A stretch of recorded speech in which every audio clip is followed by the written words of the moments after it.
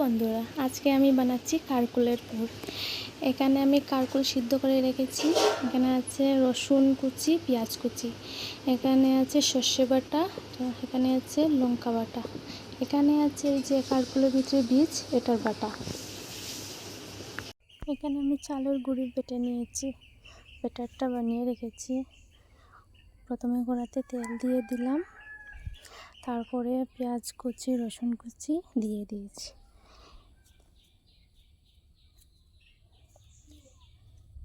একটু নাড়াচাড়া করে নিচ্ছি যাতে নিচে না লাগে।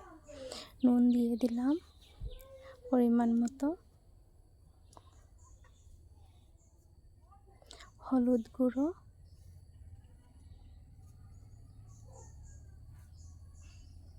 লঙ্কা গুঁড়োটাও দিয়ে দিলাম। এবার একটু কষিয়ে নেব। তারপরে সর্ষে বাটাটা দিয়ে দিলাম, মরিচ বাটা আর কারকুলের বীজ যে বেটে রেখেছি ওটাও দিয়ে দিয়েছি।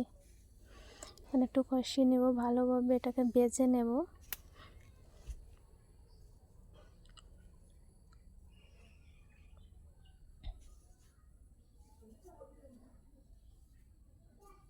আমার পুরটা হয়ে গেছে, নামিয়ে নিলাম।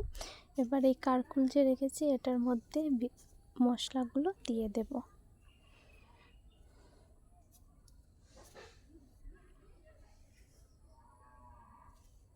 আমি একই রকমভাবে সব কটার মধ্যে এরকমভাবে মশলাটা দিয়ে দিয়েছি। এবার এটাকে আমি ভেজে নেব। কড়াতে তেল দিয়ে দেব, হালকা গরম হলে চলবে না, আর না হলে পুড়ে যাবে। হালকা গরম করে নিয়েছি তেল।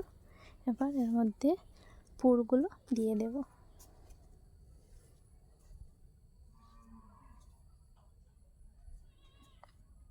একটা একটা করে আমি সবটি পুরো এমনভাবে দিয়ে দেব।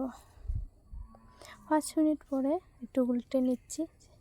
এক সাইড আমার হয়ে গেছে, অন্য সাইডটা হবে। হালকা আগুন দিয়ে এটাকে ভেজে নেবে। আমি হালকাভাবেই ভাজছি যাতে নিচে না লাগে, পুড়ে না যায়। আমি সব কটা উলট পালট করে দিয়ে এবার সব কটাকে একটু ভেজে নেব। একটু হবে, ভেজে নেব।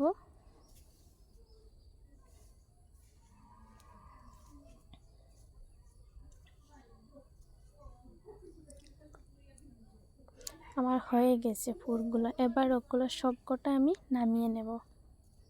তোমরা এরকমভাবে একবার রান্না করে খেয়ে দেখো, খুব টেস্ট হয় কিন্তু। দেখো আমার বড়াগুলো হয়ে গেছে, মানে কারকুলের পুর।